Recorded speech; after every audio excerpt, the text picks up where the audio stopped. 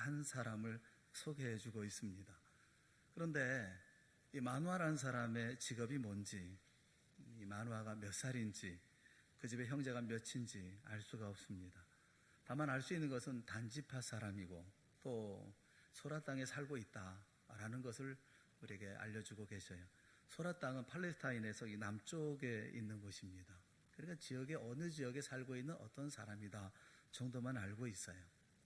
그의 아들이 삼손인데 삼손의 유명세에 비해서 그의 아버지 마노아의 이름은 그저 낯설고 생소하기만 합니다.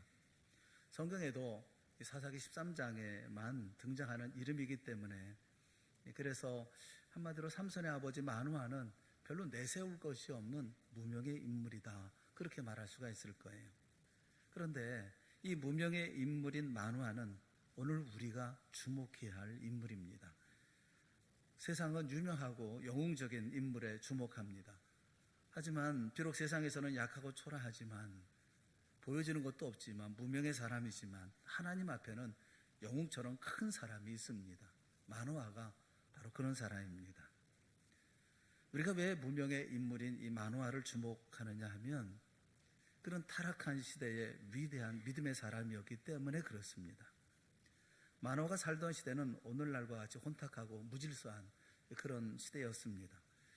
1절 말씀에 보면, 사사기 13장 1절 말씀에 보면, 이스라엘 자손이 다시 여호와의 목전에 악을 행하였으므로, 이스라엘 자손이 다시 여호와의 목전에서 악을 행하였으므로 여호와께서 그들을 40년 동안 블레셋 사람의 손에 넘겨주시니라. 얼마만큼 악을 행했기에 하나님께서는 40년 동안 블레셋 사람들의 밑에서 곤욕을 치르게 만들었을까요? 경건하고 거룩해야 할 레위인이 첩을 둡니다. 하나님을 섬겨야 할 레위인이 후상을 섬기는 제사장이 됩니다. 그만큼 악한 시대였다라는 거예요. 무질서한 시대였다라는 것입니다. 사사기 12장 8절과 9절에 있는 말씀을 우리 한번 같이 보았으면 좋겠어요. 같이 보겠습니다. 시작. 그들을 이어 베들레헴의 입산이 이스라엘의 사사가 되었더라. 그가 아들 30명과 딸 30명을 두었더니 그가 딸들을 밖으로 시집 보냈고 아들들을 위하여는 밖에서 여자 30명을 데려왔더라. 그가 이스라엘의 사사가 된 지 7년이라. 당시 신앙의 지도자였던 사사 입산에게 아들이 있고 딸이 있었습니다. 아들이 30명이 되고 딸이 30명이었다라고 말해요. 설마 부인 한 사람이 이 60명의 자녀를 낳았다, 그렇게 생각하는 분은 안 계시겠죠. 누가 이 자식을 다 낳았을까요? 그 다음에 사사기 12장 그 이후에 13절 14절에 있는 말씀도 우리 같이 보겠습니다. 시작. 그들을 이어 비라돈 사람 힐렐의 아들 압돈이 이스라엘의 사사가 되었더라. 그에게 아들 40명과 손자 30명이 있어 어린 낙이 70마리를 탔더라. 압돈이 이스라엘의 사사가 된 지 8년이라. 신앙의 모범이 되어야 할 종교 지도자들이 첩과 여러 명의 부인을 거느리면서 어떤 이는 60명, 어떤 이는 40명의 자녀를 낳았다. 이게 무엇을 말하는 것입니까? 누구도 하나님의 말씀을 듣고 있지 않았다라는 것이죠. 세상 사람과 다를 바 없는 삶을 살았다는 것입니다. 하나님은 아담에게 하와라고 하는 여인 하나를 주셨어요. 그래서 부부가 되게 하셨습니다. 예수님도 그런즉 이제는 둘이 아니요 한 몸이니 하나님이 짝지어 주신 것을 사람이 나누지 못할지니라 라고 말씀하셔서 부부가 헤어질 수 없다. 부부는 두 사람이 부부가 되어지고 그것이 가족의 핵이 되어질 것에 대해서 말씀합니다. 심지어 예수님은 계속 말씀하시면서 이혼도 허락하지 않으셨어요. 신앙을 지도해야 할 사사들의 수준이 이 정도라고 하면 당신은 얼마나 타락한 시대였는지를 우리가 알 수가 있습니다. 당연히 일반 백성들의 신앙의 수준이라고 하는 것은 비참하다라는 그 수준을 넘어서 타락의 절정이라고 얘기하는 절망의 시대였다는 거예요. 오늘은 다를까요? 오늘날 우리는 다를까요? 결혼 전에 뱃속의 아이는 필수 혼수품이다, 뭐 그렇게들 말들 합니다. 그렇습니까? 그것이 맞습니까? 그래서 축하해 주는 것입니까? 교회 안에도 성직자들의 타락은 흔한 이야기가 되었고 기독 청년들의 혼전 동거가 심심치 않은 시대가 오늘 우리가 살고 있는 이 시대입니다. 우리는 우리 시대가 얼마나 타락한 시대인지를 알아야 합니다. 사사시대나 지금의 시대나 뭐가 그렇게 달라요? 그런데 이 가족에 대해서 유일하게 알려주시는 말씀이 있어요. 그것이 오늘 읽었던 2절에 있는 말씀입니다. 그의 아내가 임신하지 못함으로 출산하지 못하더니 라고 말씀하고 있어요. 다시 말하면 아내가 불임이었다는 거예요.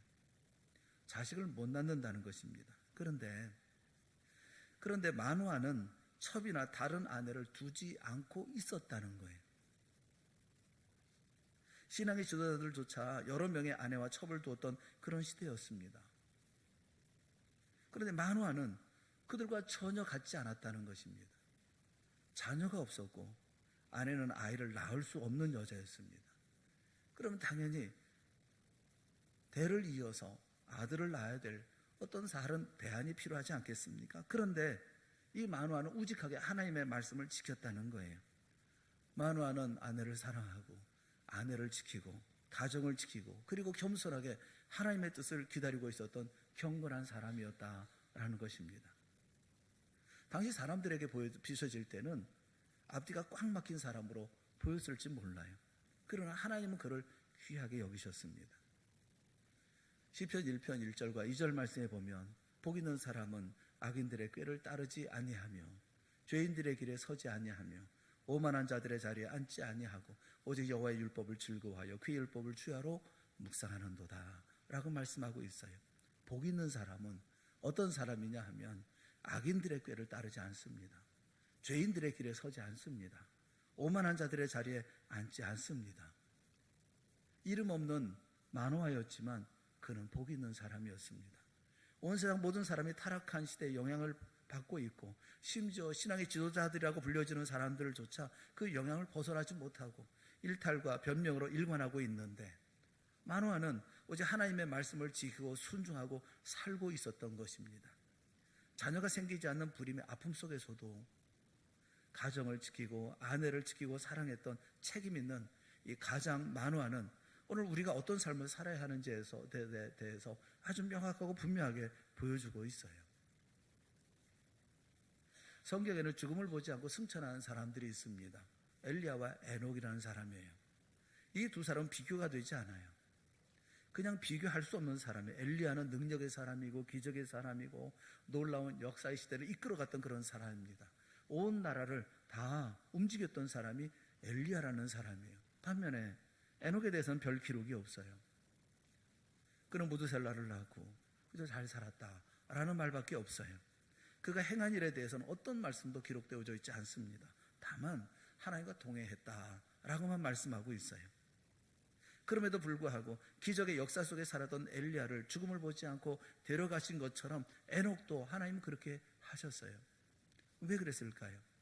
두 사람 모두가 하나님이 원하시는 삶을 살았기 때문에 그렇습니다. 그가 어떤 능력을 행했던, 그가 이 땅에 어떤 삶을 살았던 그들의 삶이 하나님이 원하시는 삶을 살았기 때문에 모두가 다 죽음을 보지 아니하고 하나님께서 불러가신 거예요. 마누아에게도 같은 모습을 보게 되어집니다. 하나님이 원하시는 삶을 사는 모습을 오늘 본문에서 우리가 볼 수가 있어요. 우리는 이들을 통해서 교훈을 얻으려고 합니다. 이 마누아를 통해서 세 가지 교훈을 얻으려고 그래요. 하나님이 원하시는 삶을 살았다고 하는데 그 어떤 삶을 살았을까라는 거예요. 첫째는 구별된 삶을 살았다는 것입니다. 하나님이 원하시는 삶은 이 땅에서의 성공이 아니라 구별된 삶이라는 것입니다. 하나님은 아이를 갖지 못했던 마누아와 그 마누아의 아내에게 아기를 주겠다 그렇게 약속을 하십니다. 그런데 아기를 주시겠다고 하면서 한 가지를 명령하셔요. 그게 4절에 있는 말씀입니다. 4절에 있는 말씀 한번 우리 다 같이 한번 보겠습니다. 4절에 있는 말씀 다 같이 시작. 그러므로 상과 포도주와 독주를 마시지 말며 어떤 부정한 것도 먹지 말지니라. 하나님은 아무 조건 없이 아들을 주십니다. 그걸 은혜라고 그래요. 그런데 은혜를 잊고 감격하는 마누아 부부에게 요구하시는 것이 있었습니다. 그것이 뭐냐면 세상과 구별되라는 거예요. 세상과 다르게 살라는 거예요. 성도란 어떤 사람을 말합니까? 우리를 가리켜서 성도라고 말하는데 성도란 어떤 사람을 얘기합니까? 성도라는 것은 그 글자 그대로 하면 거룩한 백성이에요. 이 거룩하다는 말, 이 카다시라고 하는 이 말은 자른다는 뜻을 가지고 있어요. 그리고 신성한 목적을 위해서 따로 떼어두는 구별을 얘기하고 있는 것이 이 거룩이라는 거예요. 거룩은 우리의 삶을 통해서 거룩해지는 것이 아니라 따로 떼어지고 그리고 구분되어지는 것, 이걸 거룩이라고 말을 하고 있습니다. 우리는 세상 사람들을 닮아가려고 그래요. 우리가 추구하는 목표와 방향은 예수 잘 믿어서 부자가 되고, 예수 잘 믿어서 1등이 되고, 예수 잘 믿어서 남들 위해 군림하려는 세상 사람들의 목표와 크게 다르지 않습니다.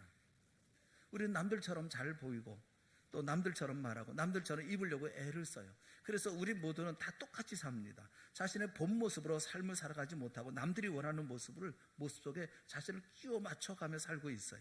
자신의 유일무이한 삶을 이루지 못하고 다른 누군가의 복사본으로 우리는 삶을 살고 있어요. 여러분, 모든 사람의 예상을 깨고 믿음으로 두려움에 맞서고 모험을 하고 하나님이 주신 기회를 잡으려고 하면 세상 사람들의 눈에 어리석어 보일 각오를 해야 합니다. 여론조사의 결과는 항상 똑같아요. 두려움에 대한 거. 무엇을 제일 두려워하느냐? 항상 조사해보면 1순위로 두려워하는 게 무엇이냐 하면 대중 앞에서 말하는 것이 제일 두려워하고, 두 번째 두려운 것이 뭐냐면 죽음에 대한 두려움이 있어요. 우리 생각은 뒤집어져야 될 것 같은데 항상 조사해보면 사람들 앞에 말하는 것이 제일 두려워해요. 왜 많은 사람들 앞에 말하는 것이 그렇게 두렵습니까? 그 이유가 뭐죠? 왜냐하면 자칫 실수라도 해서 비웃음을 당할까봐 두려운 거예요. 사람들의 손가락질을 받을까봐, 사람들이 비웃을까봐 그게 두려운 거예요. 노아가 산 위에다가 방주를 줄 때 얼마나 어리석어 보였을까요? 사라가 90세나 되어서 그 나이 든 사람이 임산부 복을 만들고 있을 때 그 얼마나 어리석게 보이겠습니까? 이스라엘 백성이 겨우 나팔이나 불면서 여리고성을 빙빙 돌 때 그 얼마나 어리석게 보였겠어요? 다윗이 물맷돌로 골리앗을 잡겠다고 나섰을 때 그 얼마나 어리석게 보였겠습니까?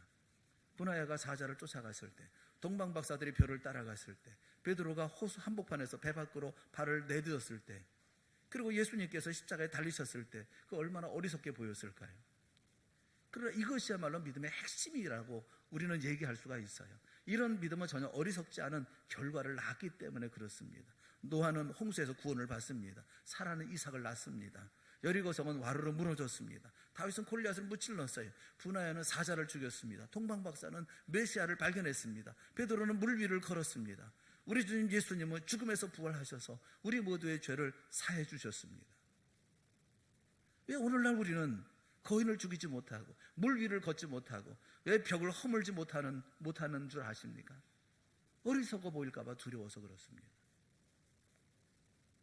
중국에는 두 개의 교회가 있습니다. 일반적으로 삼자교회가 있고 지하교회가 있다고들 얘기를 해요.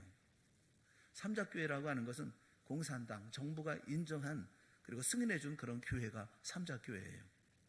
그에 비해서 지하교회는 정부와는 상관없이 주님만을 섬기는 교회다, 뭐 이렇게 생각을 해서 삼자교회는 공산당 교회, 지하교회는 우리 예수 잘 믿는 사람의 교회, 그렇게 생각하는데 제가 보기에 그거 전부 다 거짓말이에요.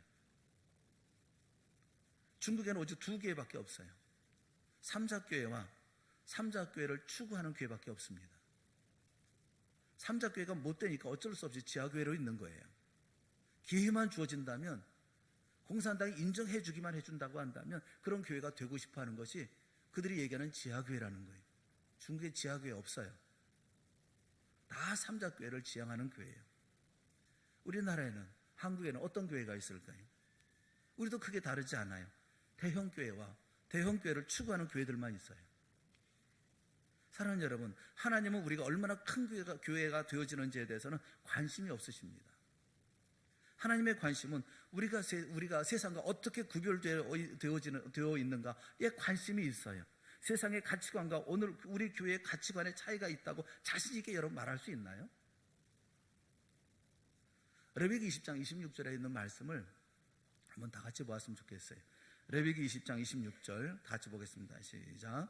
너희는 나에게 거룩할지어다. 이는 나 여호와가 거룩하고 내가 또 너희를 나의 소유로 삼으려고 너희를 만민 중에서 구별하였음이니라. 아멘.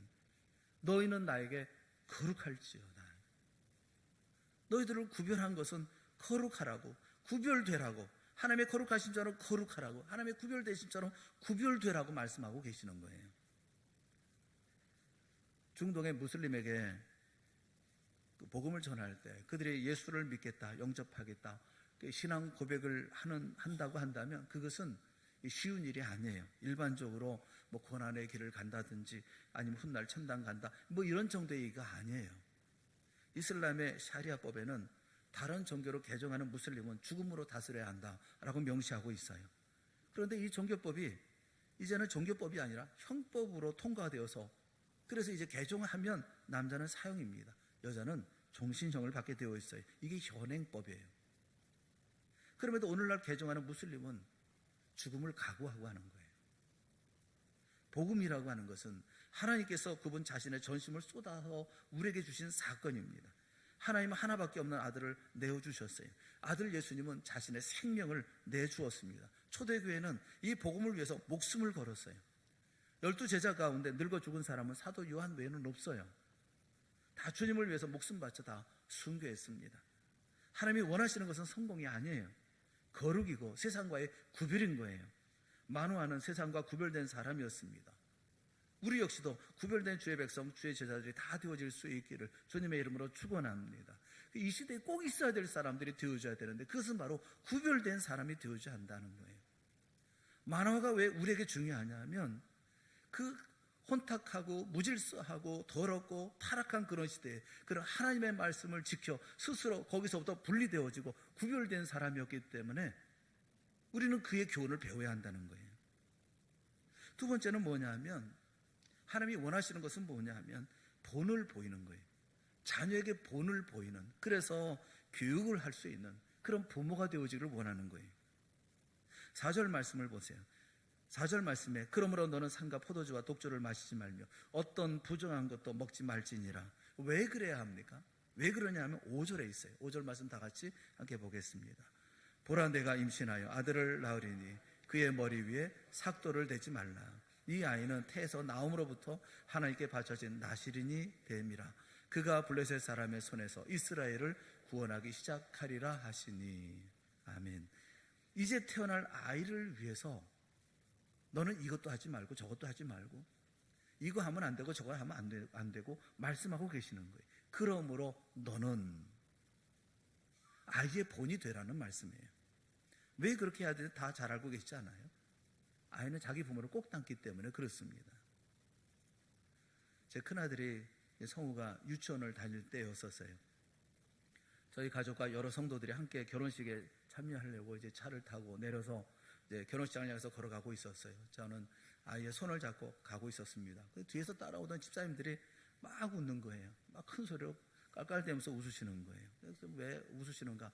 왜 웃으십니까? 물어보니까 집사님들 하시는 말씀이 뒤에서 보니까 아빠하고 아들하고 걷는 뒷모습이 어쩜 그렇게 똑같으냐고 그렇게 재밌어 하시더라고요.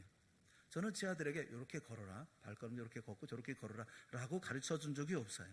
그런데 자식은 아버지가 밟았던 그 자리를 꼭 밟고 자란다 라는 거예요. 그 모습 그대로 담더라는 거예요. 전에 목회할 때, 다른 교회에서 목회할 때 그 마을에 매일 술이 매일 저녁마다 술이 머리 끝까지 이렇게 술이 취해서 오시는 분이 계셨어요. 그분은 잠자리가 따로 없어요. 누우면 거기가 잠자리예요.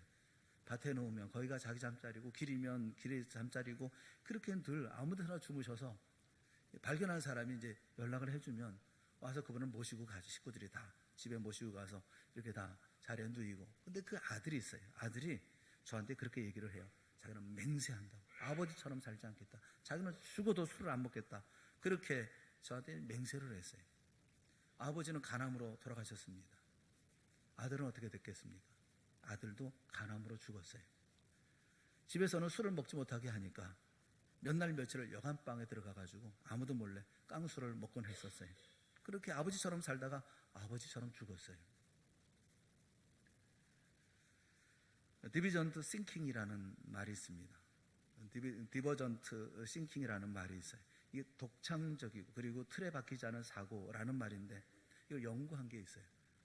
독창적인 사고를 하고 또 틀에 박히지 않은 세상 사람과 같지 않은 그런 사고를 하는, 이번에 연구 내용을 보면 3살부터 5살까지의 아이는 98%가 독창적인 생각을 한답니다. 그런데 나이가 8살부터 10살이 되어지면 32%로 떨어집니다. 10대가 되어지면 10%로 떨어지고 25세가 넘으면 2%밖에 남지 않는다고 그래요. 고든 맥켄지라고 하는 분이 쓴 헤어볼이라고 하는 책이 있습니다. 그 책에 이런 내용이 나와 있어요. 고든이 아이들에게 여러분 중에 예술가가 있나요? 라고 물으면 1학년 교실에 들어가서 여러분 중에 예술가가 있나요? 라고 물으면 모두가 너도 나도 다 예술가라면서 미친 듯이 손을 흔든다고 그래요. 제가 예술가예요. 이렇게 외친다고 그래요. 2학년 교실에 들어가면 약 절반 정도가 손을 든답니다. 3학년 교실에 가면 30명 중에 한 10명 정도만 손을 든대요. 6학년 교실에 가면 겨우 한두 명 정도가 주변 눈치를 보면서 쑥스럽게 손을 든다고 그래요. 그분은 그런 얘기를 했어요. 우리가 만나는 학교, 이 학교는 어떤 그에게 창의적이나 독창적인 생각을 갖도록 하는 게 아니라 그 생각을 억압하고 억누르는 것이 우리가 다니는 학교다. 그리고 이런 말을 했습니다. 요람에서 무덤까지 정상 범죄에 머물러는 압박이 끊이지 않는다. 우리는 태어날 때부터 죽을 때까지 사람들이 생각하는 상식적인 삶을 살라고 하는 그 압박이 끊이지 않는다는 거예요. 그렇게 살면 안 돼. 왜 그렇게 살아? 왜 엉뚱하게 살아? 다른 사람 사는 것처럼 살아. 다른 사람이 이렇게 살아가는데 너도 그렇게 살아야 되지 않아? 라고 계속해서 끊임없이 죽을 때까지 압박한다는 거예요. 그런 책의 결론에 이런 얘기를 했습니다. 우리가 아주 어릴 적에 자신의 천재성을 알아챌 때가 있다. 내가 굉장히 뛰어나구나. 이런 분에 뛰어나구나. 이게 천재성을 알아챌 때가 있다. 그때부터 우리는 우러를 만한 어른이 다가와서 그 천재성을 인정해 주기만 기다린다. 하지만 끝내 아무도 오지 않는다. 그게 세상이에요. 세상은 창의력을 갖지 못하게 합니다. 독창적인 삶을 살지 못하게 합니다. 계속해서 억누르고 못하게 만듭니다. 그런데 우리에게는 주 예수님이 계셔요. 예수님은 세상에 획일적으로 계시하는 기준을 따르지 않으십니다. 성경은 교회를 가리켜서 그리스도의 몸이라고 설명하고 있어요. 우리 모두는 한 몸의 다른 지체들입니다. 입과 코와 눈이 다른 것처럼 우리 모두가 다른 것이 달라야 마땅한 거예요. 하나님께서는 우리에게 다 다르다고 말씀하고 있어요. 다 다른 삶을 살도록 말씀하고 있어요. 세상이 획일성을 강요한다 하더라도 교회는 다양성을 추구해야 합니다. 우리의 98%가 천재였던 시절, 우리 모두가 예술가라며 손을 들었던 그 시절로 돌아가야 돼요. 예수님의 말씀처럼 어린아이같이 되어줘야 합니다. 많은 신앙의 부모가 답답해서 자녀들에게 이 이야기를 합니다. 도대체 너는 왜 그러고 사니? 예수 믿는 애가 왜 그 모양이니? 목사 아들이 왜 그래? 장로 아들이 왜 그러고 다녀? 여러분 냉정하게 생각해 보세요. 내가 제대로 살지 못하는데 자녀인들 제대로 살겠습니까? 우리가 우리 자녀들에게 뭘 가르칩니까? 사회의 부적응자가 되지 말라. 그렇게 가르치잖아요. 사회에 잘 적응해서 살라. 그렇게 가르치지 않습니까? 태어날 아들이 나시린으로 살기를 원한다면 부모인 내가 먼저 나시린의 삶을 살아야 하는 거예요. 내가 먼저 포도주 마시지 않고 독주 마시지 말고 어떤 부정한 것도 먹지 말아야 하는 거예요. 여기 만화의 부부는 그렇게 삶을 살았다고요. 태어날 아이가 나시로 태어나기 때문에 나는 포도주를 안 마셔요. 나는 독주를 안 마셔요. 나는 부정한 건 먹지 않아요. 만화는 12절 말씀에 이렇게 말씀하고 있어요. 만화가 이르되 이제 당신의 말씀대로 되기를 원하나이다 하면서 이런 얘기를 합니다. 이 아이를 어떻게 기르며 우리가 그를 어떻게 그에게 어떻게 행하리까? 라고 물어요. 하나님의 사자는 얘기하기를 내가 명령한 것을 다 지키라고 말해줍니다. 만화가 너무너무 감사해서 당신을 위해서 염소 새끼 하나를 잡아서 요리해서 드리겠습니다 라고 하니까 하나님의 사자가 거절합니다. 내게 뭘 대접하려고 하지 말아라. 드리려거든 마땅히 하나님께 드려라 라고 얘기를 해요. 그러자 만화는 자기 생각을 바로 수정을 합니다. 19절 말씀에 보면 이에 만화가 염소 새끼와 소재물을 가져다가 바위 위에서 누구께 드려요? 여호와께 드리매. 바로 바꿔서 바로 드려요. 왜 오늘 한국교회와 성도들이 이렇게 되었을까요? 보여지는 사람에게 대접하는 일에 온 힘을 쏟았기 때문에 그런 것이 아닐까요?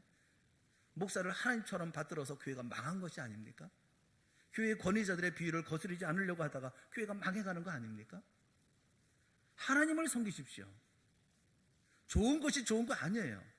희미하게 살지 마세요. 비율을 맞추려면 우리 주님의 비율을 맞춰야지. 왜 사람의 비율을 맞추며 삶을 살아갑니까?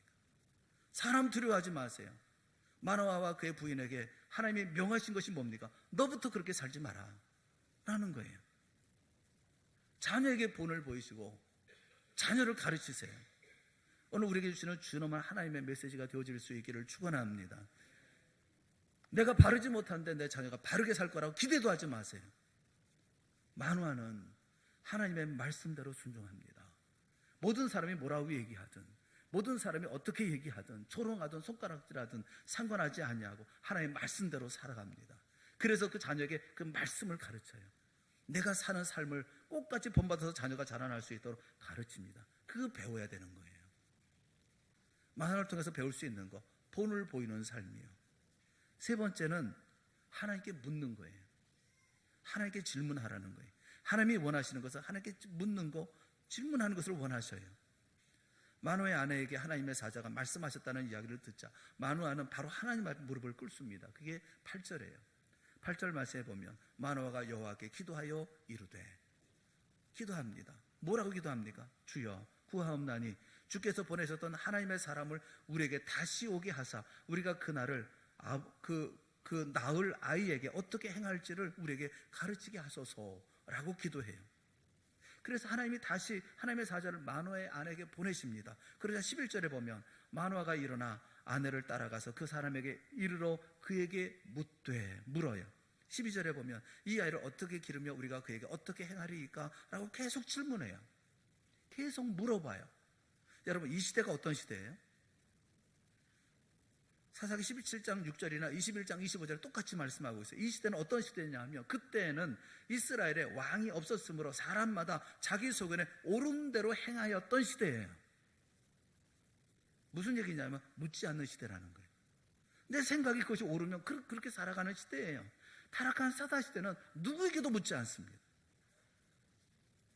부모에게도 묻지 않고 물론 하나님께도 묻지 않아요. 자기 소견에 좋은 대로 사는 거예요.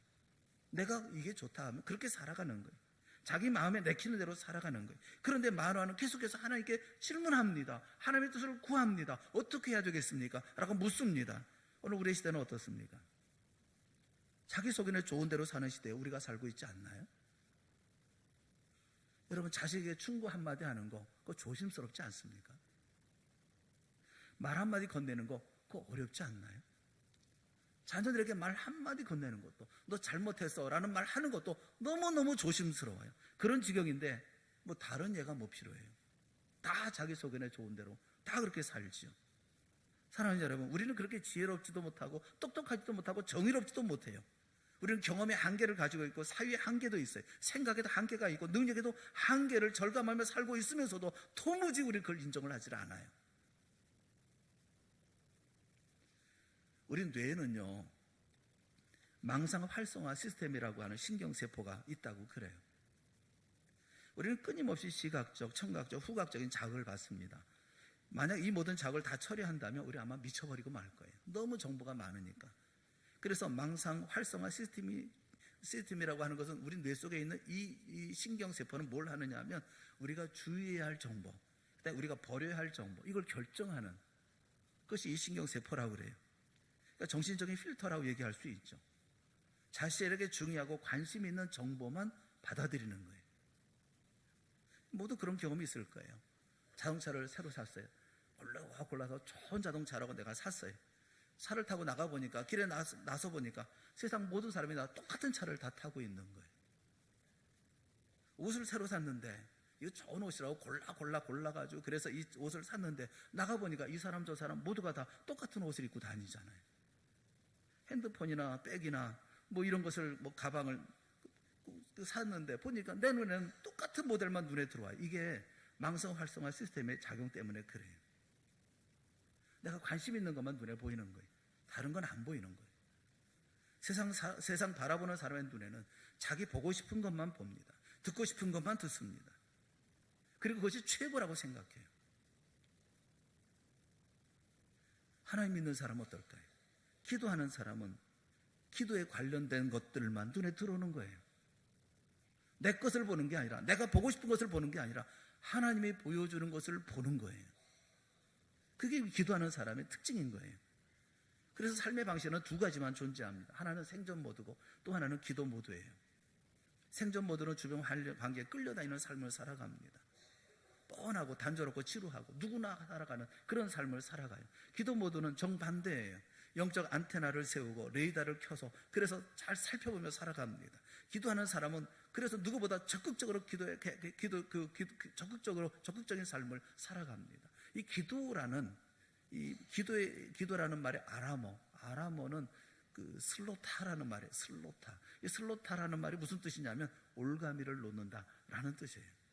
기도인데 올가미를 놓는다는 거예요. 실제로 기도는 하나님이 보내신 기회를 잡는 올가미라고 얘기하는 거예요. 바울이 다메섹 도상에서 주님을 만나고 주여 누구시오니까? 라고 질문합니다. 그 질문에 대해서 예수님께서 나는 내가 박해하는 나사렛 예수라 대답을 합니다. 그러자 바울은 바로 주님 무엇을 하리이까? 라고 질문해요. 이 질문에서부터 사도 바울의 인생은 다시 시작이 되었습니다. 기도라는 것은 내 뜻을 정하고 그것을 이루기 위해서 하나님의 도우심을 청하는 게 아니에요. 마노아의 기도의 모범을 보세요. 12절에 보면 마노아가 이르되 이제 당신의 말씀대로 되기를 원하나이다. 이 아이를 어떻게 기르며 우리가 그에게 어떻게 행하리까? 라고 물어요. 여러분, 자녀를 위해서 이렇게 기도해 보신 적 있어요? 내가 이 자녀를 위해서, 이 아이를 위해서 내가 어떻게 해야 되겠습니까? 내가 어떻게 길러야 되겠습니까? 기도해 보신 적 있습니까? 내 자녀는 내가 알아서 키울 테니까 간섭하지 말고 그냥 내가 원하는 거 기도에만 응답해 달라고 기도하고 있지는 않습니까? 기도란, 그런 믿음 생활이란 내 뜻을 이루기 위한 것이 아니라 하나님의 뜻을 묻고 구하고 그 뜻을 이루어 나가는 삶인 거예요. 언제나 늘 모든 일에 하나님께 묻는 우리 모두가 되어질 수 있기를 바랍니다. 하나님의 말씀을 물었던 사람, 그가 바로 마노아예요. 아무도 묻지 않던 그런 시대에 하나님께 물었던 사람. 그래서 마노아라는 사람은 우리에게 정말 소중한 사람, 오늘 우리가 배워야 할 사람이라는 것입니다. 마노아를 통해서 하나님이 원하시는 삶이 무엇인지 우리가 알 수가 있어요. 하나님이 원하시는 것, 첫째는 성공이 아니라 구별되는 삶이라는 것, 둘째는 본을 보이는 교육을 할 수 있는 그런 부모가 되라는 것, 셋째는 늘 하나님께 질문하라는 거예요. 이름도 없고 무명의 인물이었습니다. 우직하게 하나님의 말씀만 순종했던 사람이었어요. 남들이 뭐라고 하든 비웃던 조롱하든 측은하게 여기든 상관없이 오직 주님의 말씀에 순종하기 위해서 끝까지 참고 견뎌냈던 사람, 마노아는 그렇게 살았어요. 저는 우리 모두 이렇게 살 수 있기를 바랍니다. 마노아 같은 삶을 살아갈 수 있기를 바랍니다. 세상 모든 사람이 어떻게 삶을 살든 그들의 삶의 자리가 어떤 모습을 갖고 있든 우리는 우리의 삶을 살아갈 수 있기를 바라는 거예요. 여러분은 여러분의 삶을 사십시오. 여러분이 할 일을 하십시오. 여러분의 가정을 만들어 가십시오. 여러분의 인생을 여러분이 만들어 가십시오. 마노아가 그 시대의 영웅이었고 진정한 믿음의 사람이었던 것처럼 진정한 이 시대의 영웅이 되어지고 이 시대의 믿음으로 살아가는 사람들이 되십시오. 하나님께서 그 가운데 은혜를 베풀어 주셔서 놀랍도록 은총 베푸시는 놀라운 이 마노아의 가정 가운데 베푸시는 은혜 같은 은혜를 우리의 가정 가운데도 허락해 주실 줄로 믿습니다. 소라 땅에 마노아라 이름하는 자가 있더라 말씀하고 있는 것처럼 이 광명시 철산동에 누구누구라 이름하는 자가 있더라, 그런 이름을 가지고 주 앞에서는 우리 모두가 되어질 수 있기를 주님의 이름으로 축원합니다. 기도하겠습니다.